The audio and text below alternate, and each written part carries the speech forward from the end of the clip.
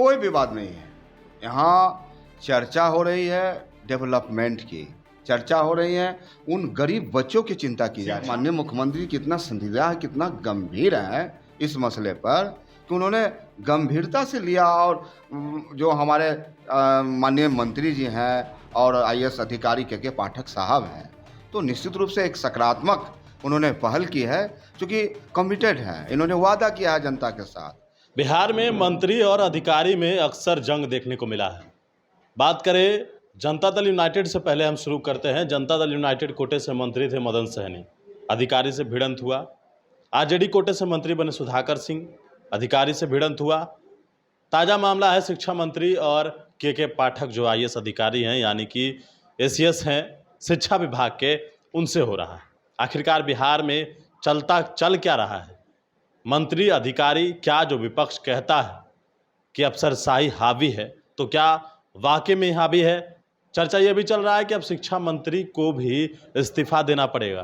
क्या सरकार की सेहत के लिए ठीक है कि आखिरकार लगातार विवाद में पड़े, अब कहा जाए तो तीसरे मंत्री इस्तीफा देंगे? क्या बिहार में जो सरकार चल रही है महागठबंधन की, ये ठीक से चल रही है? क्योंकि जेडीयू आरजेडी शिक्षा मंत्री के विवाद पर आमने सामने ठन गई है।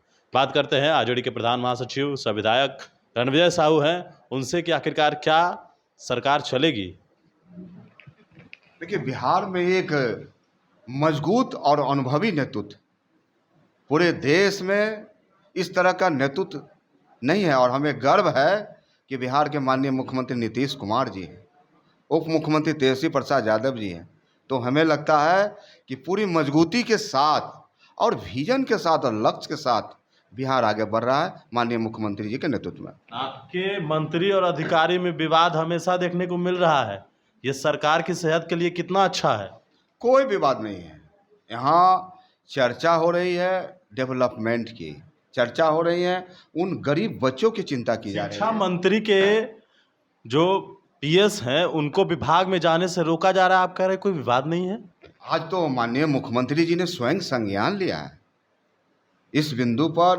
और माननीय मुख्यमंत्री कितना संजीदा है, कितना गंभीर है इस मसले पर कि उन्होंने गंभीरता से लिया। और जो हमारे माननीय मंत्री जी हैं और आईएएस अधिकारी के पाठक साहब हैं, तो निश्चित रूप से एक सकारात्मक उन्होंने पहल की है, क्योंकि कमिटेड है, इन्होंने वादा किया है जनता के साथ कि मैं बिहार के आगे बढ़ाऊंगा। चाहे शिक्षा का क्षेत्र हो, स्वास्थ्य का क्षेत्र हो, तो सभी सेक्टरों में बिहार को आगे बढ़ा रहा है। मंत्री से इस्तीफा लेके नहीं, ये कोई इस्तीफा का विषय नहीं है, विषय है बिहार को आगे ले जाने का। इसलिए आपके मंत्री सुधाकर सिंह आपको भी याद होंगे ना, कैसे इस्तीफा दिए? नहीं यदि सुधाकर सिंह जी हो, माननीय कृषि मंत्री हो, या और आपने चर्चा किया है, सवाल है कि बिहार का डेवलपमेंट कैसे हो, बिहार का विकास कैसे हो। चर्चा इस पर है, विवाद इस पर है। तो क्या सरकार में सब कुछ ठीक है? क्योंकि विवाद, जहां पर आप काम की बात कर रहे हैं, लेकिन मंत्री और अधिकारी में जब सहमति नहीं बनेगी तो काम कौन करेगा? नहीं, कोई विवाद नहीं है। सरकार बिल्कुल एक मजबूत इरादे के साथ, मजबूत लक्ष्य के साथ माननीय नीतीश कुमार जी के नेतृत्व में बिहार आगे चल रहा और पूरी मजबूती से आगे चल रहा है। सरकार 24 तक चलेगी? निश्चित रूप से, 14 नहीं, 24 नहीं, हम आगे भी, क्योंकि हमारे पास एक ऐसा नेतृत्व है माननीय तेजस्वी प्रसाद यादव जी का। पूरे देश में ऐसा कुशल नेतृत्व नहीं है जो युवाओं नौजवान के आइकॉन है। नहीं तो भाजपा तो अब आपके नेता से भी इस्तीफा मांग रही है। देखिए, भारतीय जनता पार्टी यानी एनडीए के नेताओं के पास कोई तो मुद्दा है ही नहीं, ये तो बिल्कुल बेरोजगार हो गए हैं। चार्जशीट फाइल हो गया है। जब से बिहार में विपक्षी एकता का आगाज हुआ है, तब से भारतीय जनता पार्टी एनडीए के नेता बिल्कुल बेरोजगार हो गए। और कर्नाटक तो संदेश देने का काम किया, पूरे देश को संदेश देने का काम। नेता के ऊपर चार्जशीट फाइल हो गया है। अब देखिए, कानूनी प्रक्रिया है और हमको न्याय पर पूरा भरोसा है।